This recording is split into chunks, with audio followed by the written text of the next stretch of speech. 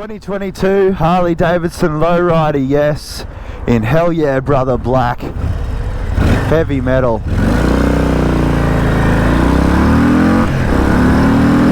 The difference between these Softails and the touring bikes is so immense when you jump off one or the other. The lowrider is so particularly stiff and it feels sporty. It feels like it handles better than it probably does.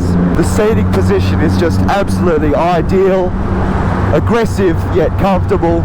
If you ask me, the Lowrider S is the absolute cream of the crop of Harley-Davidsons, and it represents what Harley-Davidson does best.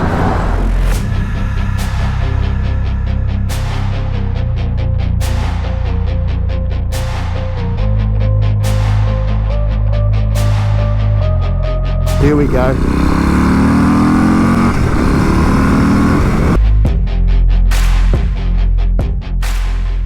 G'day guys, me again, you can't get rid of me. Today I'm looking at the 2022 Harley-Davidson Lowrider S.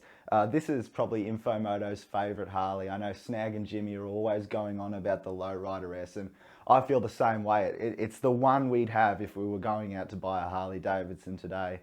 I'm not sure entirely why that is, but we've tested the last 3 iterations and come back pretty happy. They haven't been huge updates, but they just seem to get bigger engines each time. And this one's edition is no different. We've now got a Milwaukee 8117, which is a 1923cc twin, making 78 kilowatts and 168 newton meters.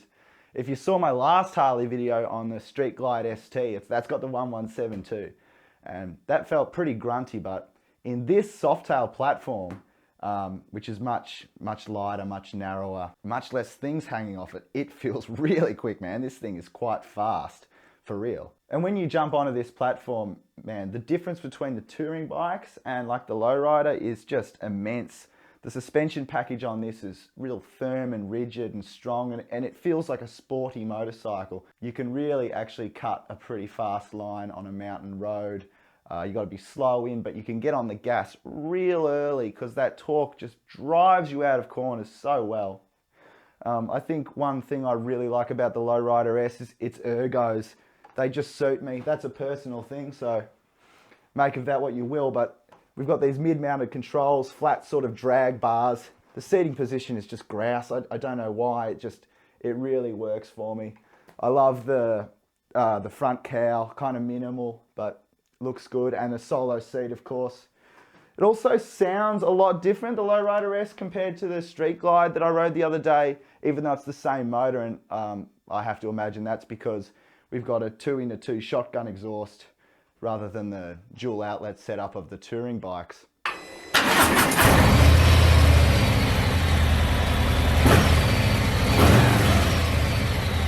So it's available in 2 colour schemes. This is the black one, obviously, vivid black, I think. You can also get it in grey. I think in either case it's $30,750 right away. And of course it's Harley-Davidson, so there's, you know, every accessory you can imagine available for it. It's quite minimal in terms of features, which suits it, to be honest. I really like the new round tacho setup. It's sort of all business, you know what I mean?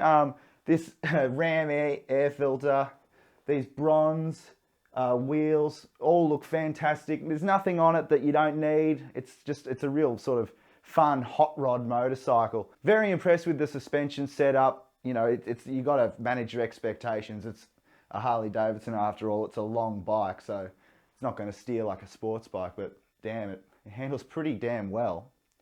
If I've got any complaint, to be honest, it's that Harley hasn't gone hard enough in regards to the styling. It's a little bit sort of blank. I feel like some of the earlier Lowrider S's were a little bit more flamboyant, and I think, you know, maybe go a bit harder in terms of styling, but probably that's my only complaint. As I said, if I was going to go buy a Harley-Davidson today, this is the one I'm picking up. I'm still not quite sure why that is, but some things just work, don't they? Some things just work for you. So let me know what you think of the new Lowrider S. If you could go and buy a Harley today, what one would you pick? And would you buy a Harley today? Let's start the fight in the comments.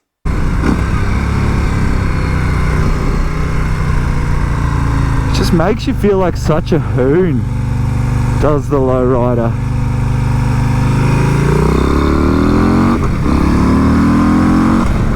See what I mean of how you can just punch out of corners? Like, you really don't have to maintain too much corner speed, and you can be quite slow coming in because you make up so much time just absolutely punching out of those corners. It reminds me of the late great Neil Brumby, former editor of Heavy Duty magazine. We lost him to cancer.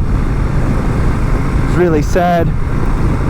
But some of the stories about that man and how he was always riding V-twins, always riding Harleys, often in his snakeskin cowboy boots, and some of the riders that he made look like they were standing still, you know, people on sports bikes having a crack, and there's Neil Brumby coming round him on the outside on a bloody Harley V-twin, everything scraping of course, casual as you like, open face helmet.